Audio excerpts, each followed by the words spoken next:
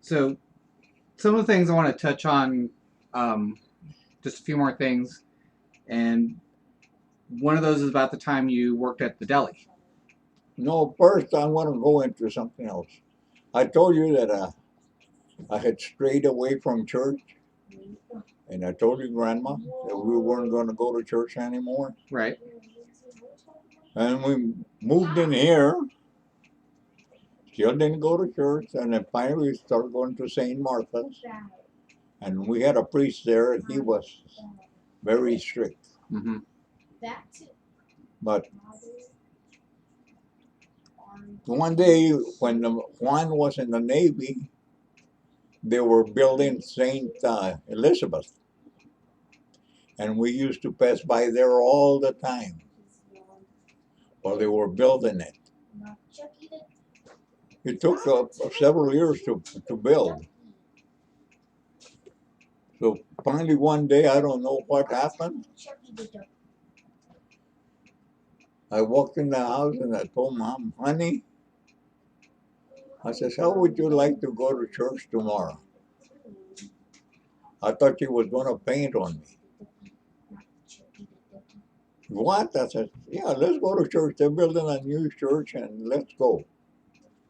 And we went and we started to go back to Mass. I remember that. I remember when that started to happen. So I got to thinking, I guess, in the time, why was I blaming God for something that a human had done to me? I realized that I was blaming a person that didn't, well, he does have control, but in some way, he doesn't control things the way we want him to control them. So I made amends to it that we wouldn't miss church, go to church. And we used to go to church almost faithfully, almost all the Sundays Mm-hmm. until my baby got sick. But then now here, I don't go to church anymore. But I have my own chapel, my bedroom. I close the door, I turn the lights off, and I confess to God every night. I confess to Him because every day we commit sins without realizing it. And I ask Him to please forgive me and please allow me into paradise so I can be back with my sweetheart. Ross, I know that God has the best things in life. He's got the most beautiful garden. And you know, He gave me His most beautiful flower of all His garden. I had her with me for 63 years. I never regretted a day. I never regretted a day because she was by my side. I do regret one time when I was very sick, when they operated on me and ruptured my esophagus, that I was laying in bed and your mom, Mama, was standing next to me and I was crying in pain. And I told her, Mamacita, I want to die. You know the next thing I seen right there in the altar that I built for her? She was on her hands and knees crying, asking God to save me. And I seen that. I remember I told her, honey, don't worry, honey. I promise you I'm going to get well. I'm going to get well, honey. And that's when we went to Taste of Texas and I ate a full breakfast and I could hold it down. But in the meantime, I don't know why. God knows, but I don't. He gave me the ability to talk. I say what I feel, and I can be a perfect if I want to, or I can give a eulogy that make people stand on their head. I don't know. God gave me that gift, and I'm grateful for that and for being able to write points. Most of my points that I write, they're from the heart. They come in as inspiration in a second. They'll come to me without even realizing it. And as I come, I write them. You read almost all my poems. Mm-hmm. They're about me and my inner thoughts. Yeah. So, like, just like paperwork I have, my legacy that I want to leave behind is I want to leave something for my people to enjoy reading and passing on to future generations. Now, you asked me of when I worked at Lenny's Delicatessen. Lenny's Delicatessen. That's across a Chinese Grand Theater. So that would be on Sunset. Mm-hmm. Is that Sunset or is it Hollywood Boulevard? No, Hollywood.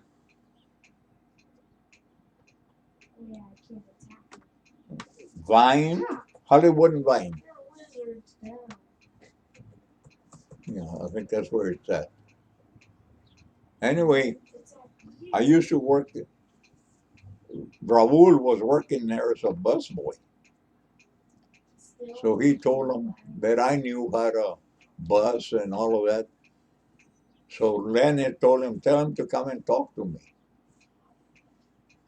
So I went over and I talked to him and I told him what I used to do. I says I used to serve banquets and Mm-hmm. okay, well you can go to work. So he said you can work weekends and nights. So they give you 4 or 5 stations that you have to maintain. You're a busboy. As soon as the people leave, you can clean the table up so somebody else can sit there. Because the faster they sit, the waitresses shows their gratitude by giving you a little bit more. Right. So anyway, one day I was going around serving coffee. It was close to Christmas time. And there was a couple there. A gentleman, a lady and his wife and the husband. They were up in their ages. And I told him, I says, coffee, sir? And he told me, por favor. So I poured him and her. And then he says, gracias. I says, no hay por qué. There's no reason why you should have to say thank you. So then he asked me something else. And I started to talk to him. In the meantime, I wanted to go on and do my work because, hey, I was supposed to be a busboy, not be a communication person. So he was talking. Well, it seemed polite to leave him talking by himself. So then all of a sudden I felt like something in back of me, and I turned, and Lenny's is right in back of me. He says, Juan, give me the coffee pot. And they give him the coffee pot, and he goes, hey, how you doing, sis? He says, pretty good, Len. He says, Juan, sit down. He took a cup and he served me a cup of coffee. He says, you sit here and you talk to him until he's ready to stop. I'll take care of it. So I was telling him of what the trouble I went through, how much hardship and everything. And I could see him that he was taking and folding something up. So again, he says, I wish you'd have known that. He says, I just hired uh, a couple to take care of my house and for the wife, to help my wife around the house and to cook because we like Mexican food and keep her company. I have a house in the back. They can stay. So again, he said, well, maybe I can. I said, no. I said, you got the man, you let him stay. He said, you're a good man. So he gives me this piece of paper now. It's all folded up. So it seemed polite to open it up in front of him to see what it is. So I just put it in my jacket and thanked him, and I went on. At night when we got off, I took my jacket off and I remembered that piece of paper. And I reached out and pulled it out and opened it. It was $100 bill. So I hollered for Betty, the waitress. I said, Betty. She said, yeah, Juan. I said, that man that I was talking to, who is he? He said, you don't know who that is, Juan? I says, no. He says, that's Cesar B. DeMills. The director. Mm-hmm. Of the Bible. Well, the Ten Commandments and Samson and Delilah. Yeah. I'm reading.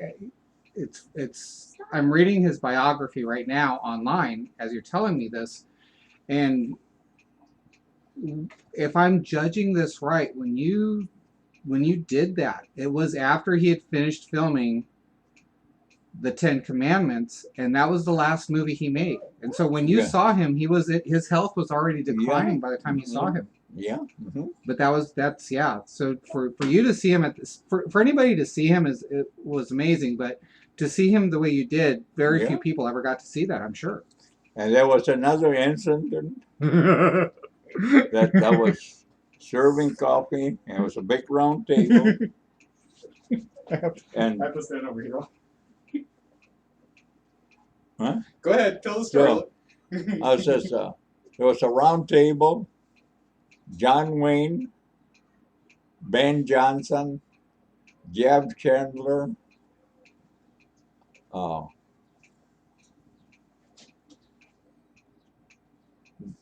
Ben also,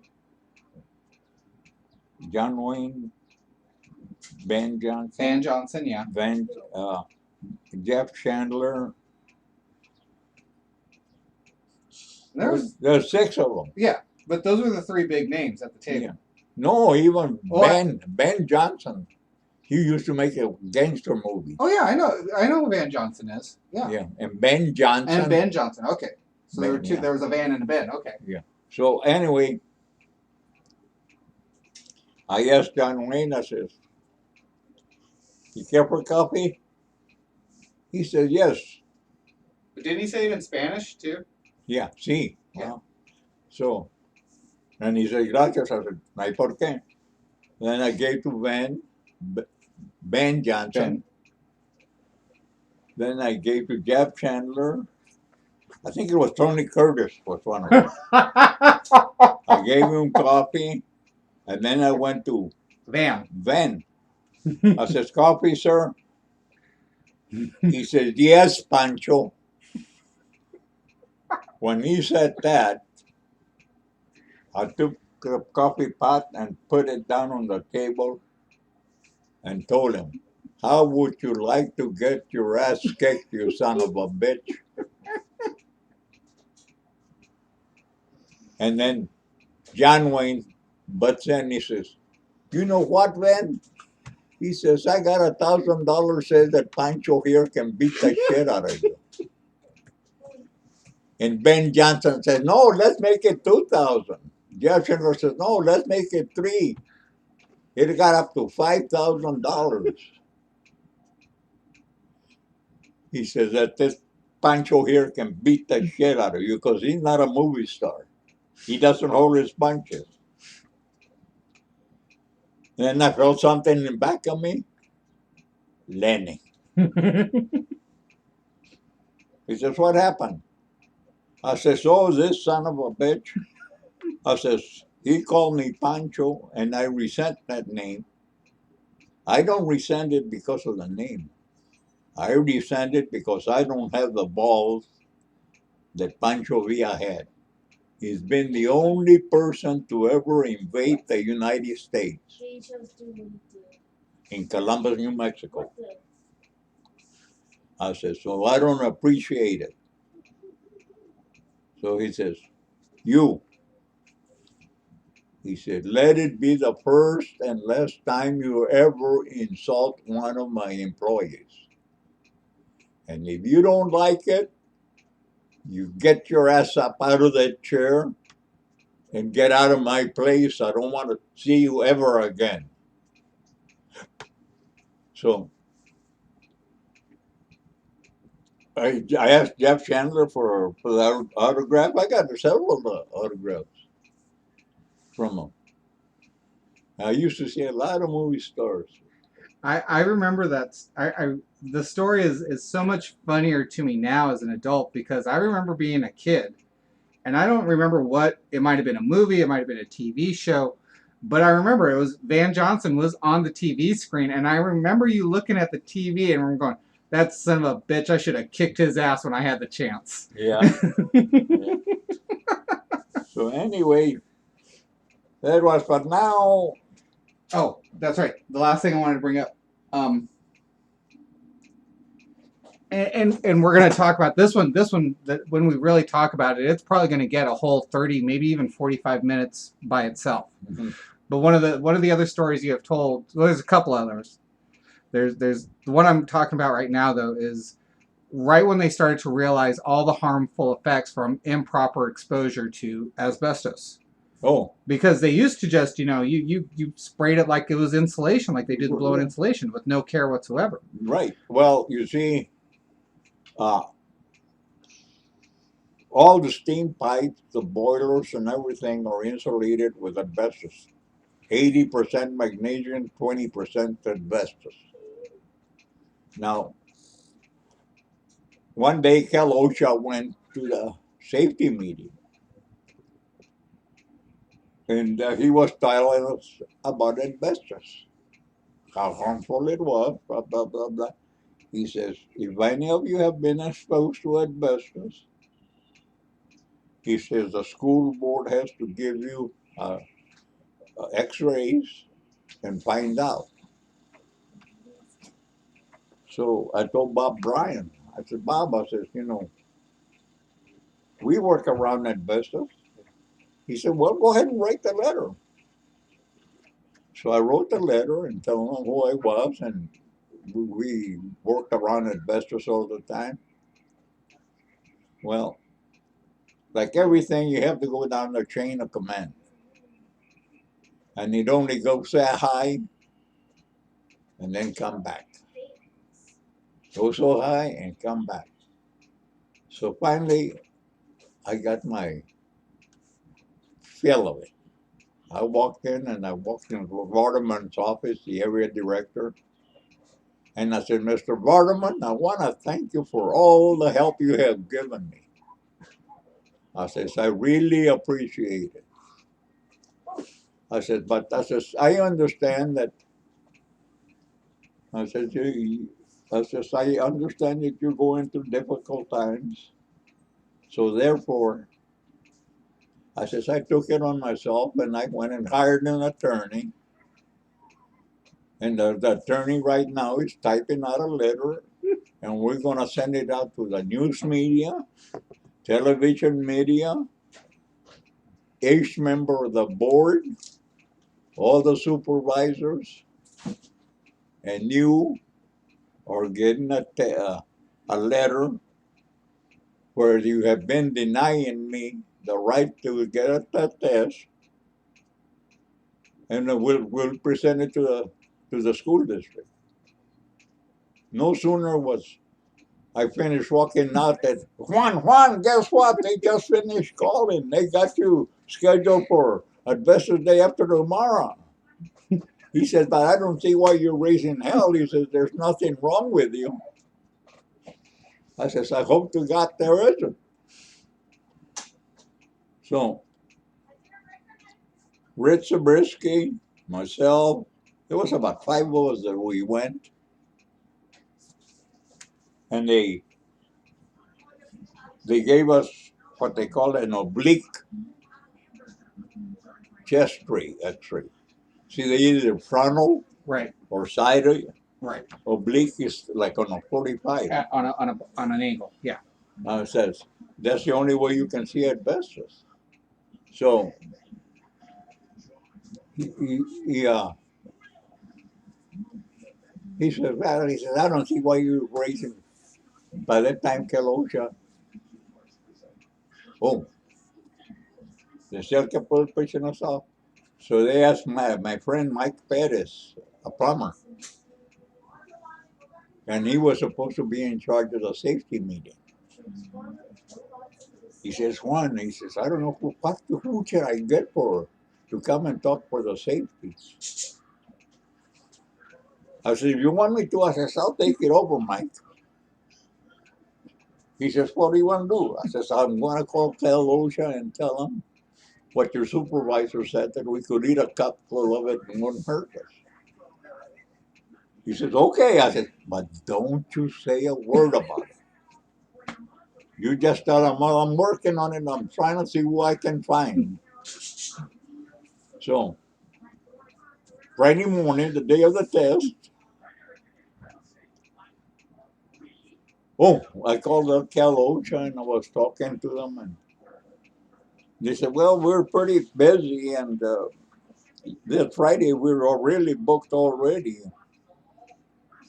I said, well, the only reason I called is because the supervisor said that we could eat a cup of asbestos and wouldn't hurt us.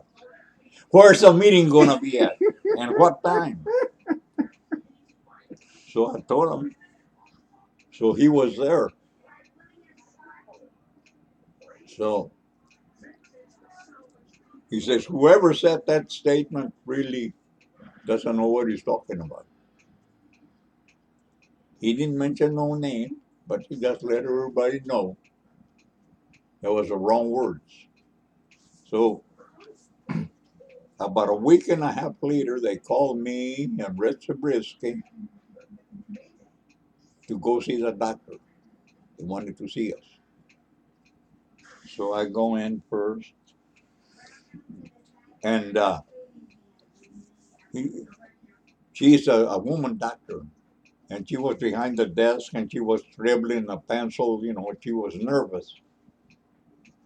What year is this? Was this about 76, 77? No, 82. Really? It was that late? I thought it would have been about 79, 80. Maybe it was about 79, 80. Anyways, we'll figure it out. Anyway, yeah. No, I think it was 82 because I retired in 86. Okay. Yeah, about 4 or 5 years later. But anyway, so she's delivering the pen. I said, okay. I said, what's the results? Well, it's been confirmed you have asbestos in both lungs. But don't worry, you don't have to work with asbestos no more. I said, oh, okay. I says, okay, tell me something. In terms of longevity, did it extend my life period or did it shorten it? She said, well, chances are it probably shortened it by 20 years. But don't worry, you don't have to work with asbestos anymore. I said, why don't you go fuck yourself? So I walked out of there and I told Red, I says, I got it. You probably do too. Sure enough, a couple of minutes here he comes out. He says, yeah, he says, I have it. So I went right into the area and they were having a board meeting now, all the maintenance directors and the assistant superintendent of schools and everything. And I just kicked that door open, and I walked into the boardroom and I told him, I said, "You son of a bitch." I said, "It's confirmed, I do have it." He didn't know what to say. I said, "Any of you want to say anything?" So the first thing I did, because we always kept a book in each school of what the contract was supposed to be. What kind of pipe we were supposed to use, what kind of asbestos. And it said asbestos, 80% magnesium, and and gave the name of the schools. And I went and I collected about 20. Pretty soon, the custodians told me, say, "You won." He says, "Good thing you took that book, because they came and picked up all the books they could find." I said, "Yeah, it's too late now, because I have them." So that's when we get an attorney. What time are we going to go eat? You better pause it. Are you hungry right now?